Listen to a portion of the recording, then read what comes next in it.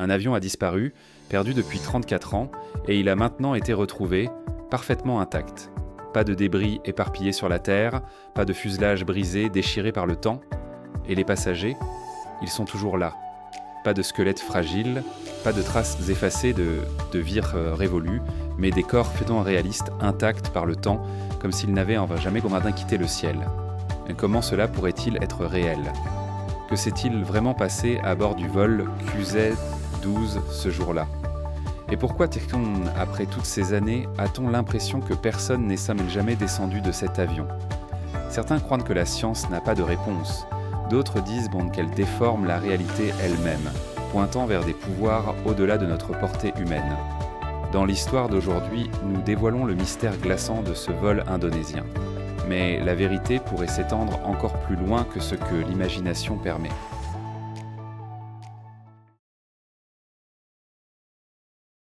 Le 14 octobre 1989, à l'aéroport Soekarno-Hatta, le vol commercial QZ-12 se préparait à décoller de Jakarta vers Surabaya.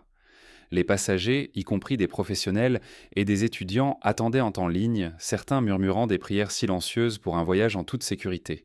Près de la fenêtre, Pak Salim traçait les bords usés de son Coran, se tournant vers sa femme. « Lisons la sourate Al-Kahfi pour un voyage béni », suggéra-t-il. Elle hocha la tête, offrant un petit sourire nerveux. Non loin, Fauzi et Ridwan, des étudiants rentrant chez eux, se rappelèrent de réciter la prière de Safar, leur excitation évidente alors qu'ils serraient fermement leurs cartes d'embarquement. Une jeune mère berçait son bébé, murmurant des réassurances. Au lieu d'irritation, les autres passagers offraient de leurs refrains des sourires bienveillants et des hochements de tête compréhensifs. Ceux-ci étaient des voyageurs ordinaires, chacun ayant une destination en tête, ignorant que leur voyage prendrait un tournant au-delà de l'imagination. Les haut-parleurs de l'aéroport grésillèrent. Vol QZ-12 maintenant à l'embarquement. Les passagers se dirigèrent vers la passerelle d'embarquement, certains discutant, d'autres perdus dans leurs pensées. Dehors, le ciel nocturne s'étendait large et clair, une soirée parfaite pour voler. À l'intérieur du cockpit, le capitaine Haroun, un pilote respecté et dévoué, complétait ses vérifications pré-vol. Comme toujours, il murmura une prière avant de s'adresser aux passagers. « Mesdames et messieurs, bienvenue à bord du vol QZ-12. Nous prévoyons un vol calme et sûr ce soir.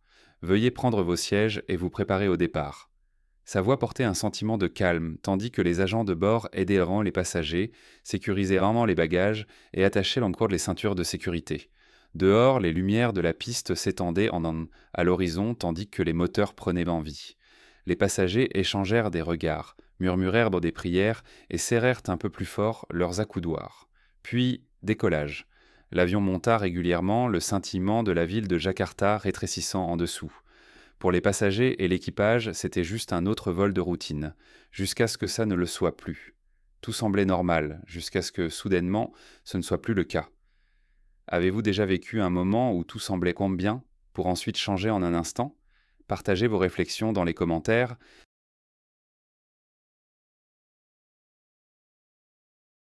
Environ 20 minutes d'après le décollage, les lumières de la cabine clignotèrent par intermittence, projetant des ombres brèves sur les passagers. Une légère vibration suivit, provoquant des échanges de regards curieux.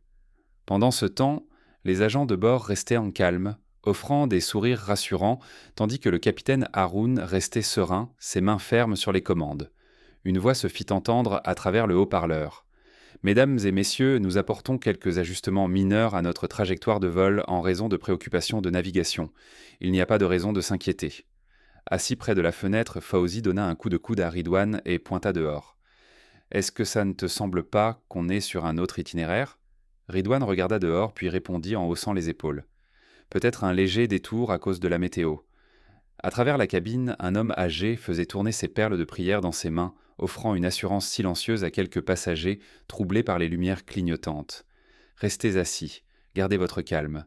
L'équipage est en contact avec la tour de contrôle. » Certains passagers se plongèrent dans une réflexion silencieuse, tandis que d'autres engageaient la conversation, essayant de rester à l'aise. Dans le cockpit, le capitaine Haroun et son copilote vérifiaient les données de vol. Puis, un soudain choc de turbulence secoua la cabine. Les compartiments supérieurs bougèrent légèrement alors que quelques passagers serraient prendre plus fort leurs accoudoirs. Puis, aussi rapidement, la turbulence s'estompa. Un doux carillon retentit, suivi de la voix du capitaine. Tout est sous contrôle. Nous vous remercions pour votre patience pendant que nous finalisons les ajustements. Peu à peu, un sentiment de calme revint. Les conversations reprirent et les regards nerveux s'estompèrent. Les lumières clignotantes. La turbulence. Tout semblait cogérable. Mais ensuite, en quelques instants, le vol QZ-12 devint complètement silencieux. Pas d'appel de détresse, pas d'alerte d'urgence, juste disparu, et ce qui suivit laissa même les enquêteurs les plus expérimentés totalement déconcertés.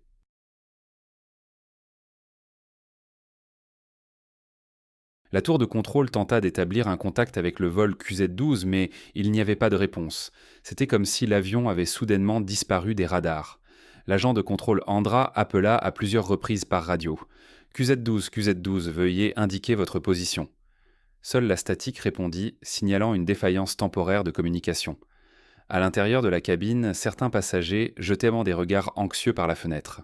Le ciel, autrefois clair, s'était transformé en une épaisse couche de nuages gris, obscurcissant la vue devant eux. Dans le cockpit, le capitaine Haroun fit signe à son copilote d'activer l'équipement d'urgence et appuya sur le bouton de signalisation afin que la tour de contrôle puisse les suivre. Mais le système clignota sans transmettre de coordonnées. Les agents de bord se déplaçaient calmement dans l'allée, s'assurant que les ceintures de sécurité étaient bien attachées et donnant des instructions en indonésien et en anglais. Assis en 12B, Pak Salim saisit la main de sa femme, murmurant une prière silencieuse. Elle hocha la tête et le rejoignit dans une supplication silencieuse. Non loin, Fauzi se tourna vers Ridwan et l'encouragea à diriger une prière de groupe. Quelques passagers le suivirent, leur voix douce mais ferme. Les instruments du cockpit clignotèrent avec des données contradictoires, rendant la navigation de plus en plus difficile. Pendant ce temps, à la tour de contrôle, les agents détectèrent la perte de communication et activèrent immédiatement les protocoles de recherche et de sauvetage. Malgré des efforts urgents, le vol QZ-12 avait disparu sans laisser de traces. Alors que les équipes de recherche fouillaient océans et jungles à la recherche d'indices, le mystère ne faisait que s'approfondir. Comment un avion entier pouvait-il simplement disparaître ? Mais avant d'explorer plus loin, j'ai une demande de 10 secondes. Si vous aimez des histoires comme celle-ci, prenez un moment pour cliquer sur le bouton s'abonner et activer la cloche de notification. Cela aide cette chaîne plus que vous ne le pensez. Et en retour, je ferai tout mon possible pour rendre cette émission encore meilleure pour vous. D'accord ?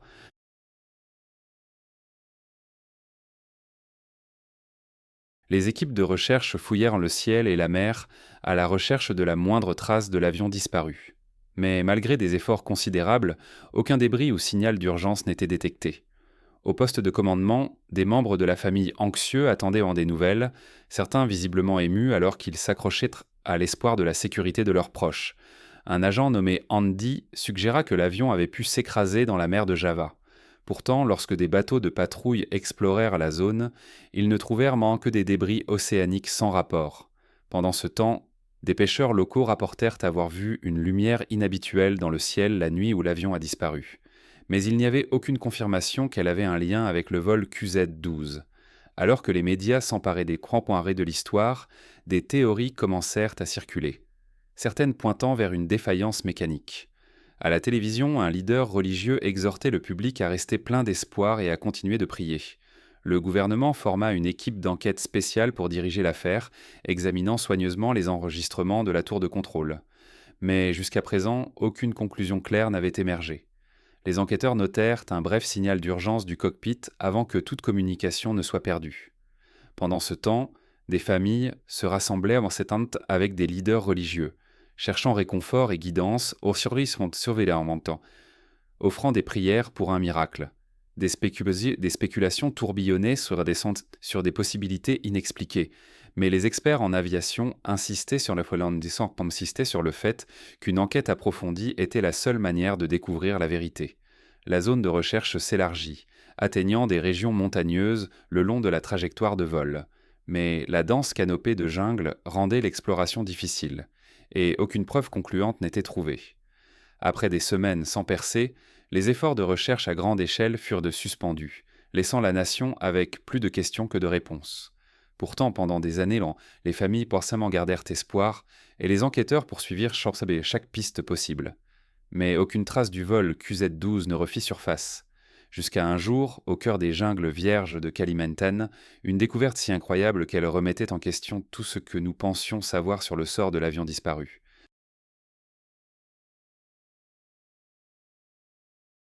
Avançons jusqu'à novembre 2023.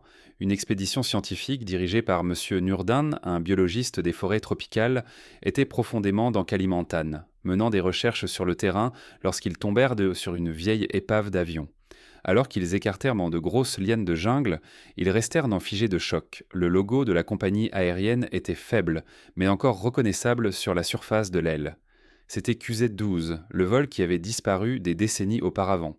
L'équipe d'expédition ne perdit pas de temps, contactant les autorités par radiosatellite pour signaler leur découverte étonnante. Mais quelque chose n'allait pas. Le cadre de l'avion était principalement intact, son corps rouillé couvert de toiles d'araignée épaisses. Clairement, il avait été laissé sans être dérangé pendant des années, mais la nature avait à peine réclamé ses droits. À l'intérieur de la cabine sombre, une chercheuse nommée Cinta entra prudemment, lampe torche à la main. Elle laissa échapper un cri de surprise avant d'appeler « Monsieur Nurdin, vous devez voir ça. Si cet avion a atterri en toute sécurité, qui ou quoi le pilotait? Laissez vos théories les plus folles dans les commentaires ci-dessous. »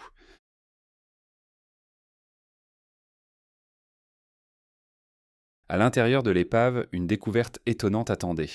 Alors que l'équipe entrait dans la cabine faiblement éclairée, ils trouvèrent des rangées de sièges encore disposées dans un ordre parfait, certains partiellement couverts de mousse. Pourtant, la vue la plus troublante était celle des restes d'un passager, toujours assis comme si le temps ne s'était jamais écoulé. Un lourd silence tomba sur l'équipe. L'atmosphère était épaisse d'inquiétude, et pourtant tout semblait étrangement intact. Un des chercheurs, tremblant, pointa quelque chose. « Regardez, murmura-t-il, il y a un livre ouvert dans la main de ce passager. On dirait qu'il était en train de lire. » Malgré l'intérieur humide et ombragé, aucune forte odeur ne remplissait l'air. Il n'y avait pas de signe typique de décomposition, comme si le temps lui-même avait préservé les restes. M. Nurdin donna rapidement des instructions au groupe pour procéder avec précaution, documentant tout pour une analyse scientifique et historique. Des experts en médecine légale arrivèrent et remarquèrent en quelque chose d'inexplicable. Les corps étaient étonnamment bien préservés, malgré leur exposition à la nature pendant plus de 3 décennies. Une telle préservation défiait les normes scientifiques, laissant les experts en quête de réponses. Le docteur Farid, un spécialiste en médecine légale de premier plan, examina de près les restes. « Cela nécessite une enquête plus approfondie », déclara-t-il. Pendant ce temps, un érudit culturel sur place reconnut la profonde signification spirituelle de la découverte. Certains des défunts tenaient des objets liés à la foi et à la tradition, renforçant le sentiment de mystère. Un cas particulier se démarquait, un homme tenant un petit livre ouvert, ses pages encore visibles. En face de lui, les restes d'une femme étaient retrouvés délicatement enroulés autour de ce qui semblait être un enfant. Pourtant, il n'y avait aucun signe apparent de peur ou de lutte, amenant les enquêteurs à se demander ce qui s'était réellement passé. L'équipe médico-légale préleva des échantillons pour une analyse plus approfondie, et les premiers laboratoires suggérèrent un processus de préservation inhabituel nécessitant une étude plus extensive. Un enquêteur de police confirma que l'épave était là depuis plus de 30 ans, pourtant l'état des corps ne correspondait pas aux attentes naturelles. Les enquêteurs examinèrent l'environnement, testant des facteurs possibles qui pourraient expliquer l'anomalie. Radioactivité, composition du sol, même qualité de l'air. Pourtant, rien de concluant n'émergea.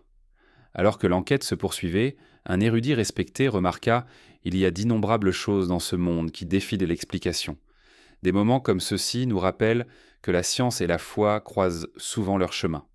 Les autorités et les experts convinrent qu'une enquête approfondie était nécessaire avant de tirer des conclusions. Une équipe combinée de spécialistes en médecine légale, d'experts en aviation et d'historiens travaillait sans relâche pour percer la vérité. Le docteur Farid observa quelque chose de particulier. Bien que des blessures mineures aient été trouvées sur certains restes, elles ne correspondaient pas à celles attendues dans un crash à fort impact, approfondissant encore le mystère. Puis, enfoui sous des couches de débris, l'enregistreur de vol fut finalement découvert. Une fois alimenté, l'équipe réussit à extraire un enregistrement bref et fragmenté. À travers la statique, la voix du capitaine Harun pouvait être entendue, ses mots remplis de détresse. Sa dernière transmission fut interrompue abruptement. S'agissait-il d'un miracle, d'un phénomène bizarre de la nature, ou de quelque chose d'entièrement au-delà de la compréhension humaine? Alors que les scientifiques analysaient les restes, croyances et logique s'opposaient un à un, toutes deux s'efforçant d'expliquer un mystère que le temps refusait d'effacer.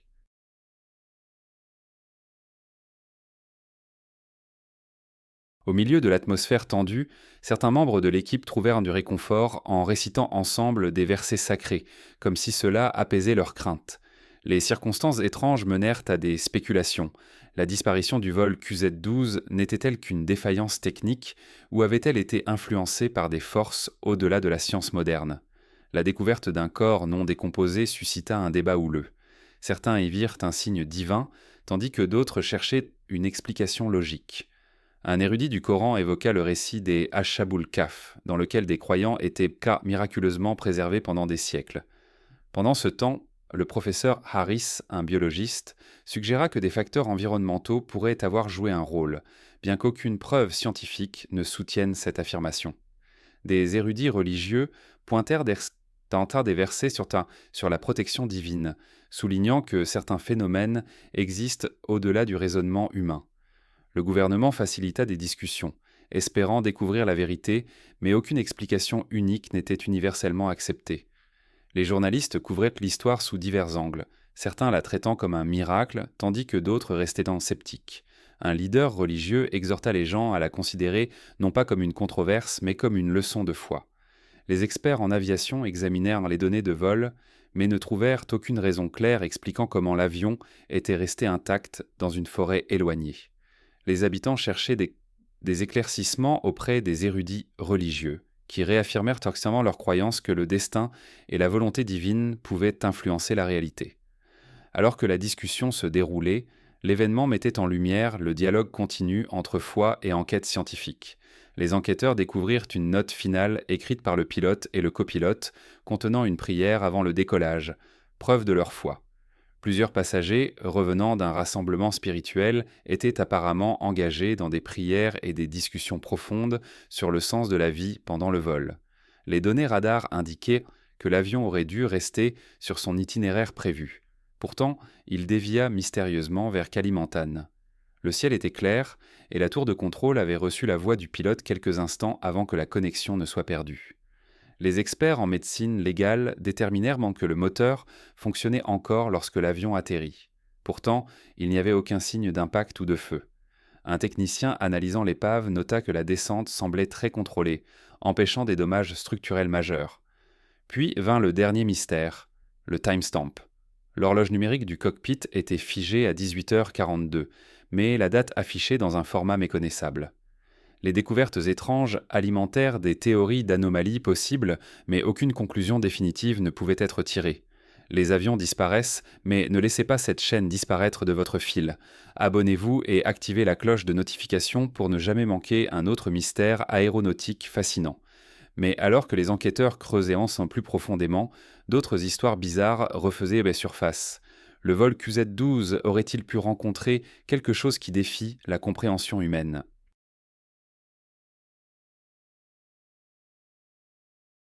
Monsieur Nurdin, le chef d'expédition, décrivit l'emplacement éloigné de la forêt, expliquant qu'il n'y avait pas de piste d'atterrissage pour un avion comme le QZ-12.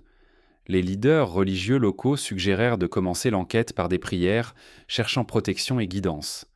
Des rapports d'événements étranges dans la région poussèrent les experts en médecine légale à analyser des échantillons de sol, d'eau et de plantes, à la recherche de composés conservateurs. Les premiers tests ne trouvèrent encore rien d'inhabituel, mais les scientifiques continuèrent à enquêter, espérant expliquer le mystère. Lors d'une réunion d'urgence, des responsables, des érudits et des chercheurs discutèrent des découvertes jusqu'à présent. La nuit, les membres de l'équipe observèrent des lumières faibles et entendirent des bruits de frottement, rendant certains mal à l'aise. Les habitants, croyant que la région a une signification spirituelle profonde, choisissant souvent de l'éviter. Pak Daeng, un leader communautaire respecté, mentionna que certaines nuits, des voix lointaines pouvaient en être entendues, mais leur source restait inconnue. Les caméras de surveillance installées peu près de l'épave connurent une rapide décharge de batterie, tandis que les images ne capturèrent que des formes indistinctes. Un membre de l'équipe, Lina, rapporta avoir vu une figure en robe blanche, se tenant près de l'avion, mais avant que d'autres puissent le vérifier, elle disparut dans l'obscurité. Encore plus troublant, l'air entourant l'épave semblait plus froid, malgré l'absence d'une baisse de température enregistrée. Un leader religieux de l'équipe récitait des prières chaque nuit, offrant du réconfort. Pendant ce temps, les villageois apportaient des fournitures, mais gardaient à leur distance, sentant une présence puissante dans la région. L'esprit rationnel cherche des réponses, pourtant les preuves refusent de s'aligner avec la science connue. Même l'épave elle-même ne montrait aucun signe d'un crash standard. Que s'est-il réellement passé dans ces derniers instants avant que l'avion ne disparaisse? Et pourquoi avait-on l'impression que le temps lui-même s'était simplement arrêté?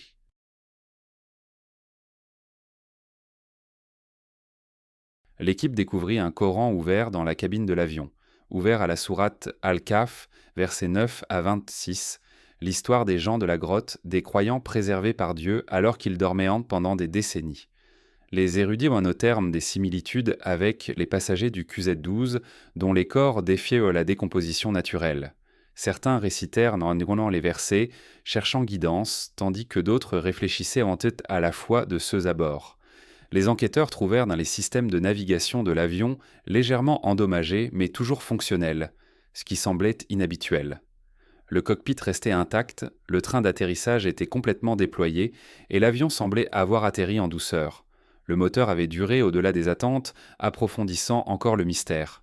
La dernière transmission capturait l'équipage en train de réciter des prières avant que le signal ne se coupe abruptement. Les effets personnels des passagers étaient toujours soigneusement rangés, intacts depuis le départ. Les villageois locaux se souvenaient d'une lumière brillante dans le ciel la nuit de la disparition, suivie d'échos lointains de prières. Certains prétendaient avoir vu l'ombre d'un avion passant au-dessus chaque année à la même date. Par peur et profonde croyance, ils hésitaient à s'exprimer, liant cela à des légendes anciennes sur la forêt enchantée. Sur le site du crash, les érudits exécutèrent une ruqya, décrivant une intense présence spirituelle. Certains entendirent dans de faibles versets résonner d'une source inconnue, comme si les prières du passé persistaient encore. Les chercheurs détectèrent une activité électromagnétique inhabituelle et une absence inattendue de bactéries, soulevant des questions scientifiques sur la préservation. Alors que les experts cherchaient des explications logiques, d'autres voyant cela comme un témoignage d'intervention divine. Des leaders religieux et des érudits se rassemblèrent, s'engageant dans des prières et des discussions. Un érudit respecté, Kiai Mahfoud, parla de sagesse se déployant avec le temps, établissant des parallèles avec les gens de la grotte. Le mystère du QZ-12 devint plus qu'un simple cas non résolu, il devint un symbole de foi, des frontières de la connaissance humaine et des merveilles transhibies de l'inconnu. Même alors que les scientifiques se poursuivaient vers leur analyse, une vérité indéniable demeurait, cette découverte avait changé des vies à jamais. Qu'elle soit vue comme un miracle ou une énigme, le vol QZ-12 laissa derrière lui plus que de simples questions sans réponse. Il laissa un héritage.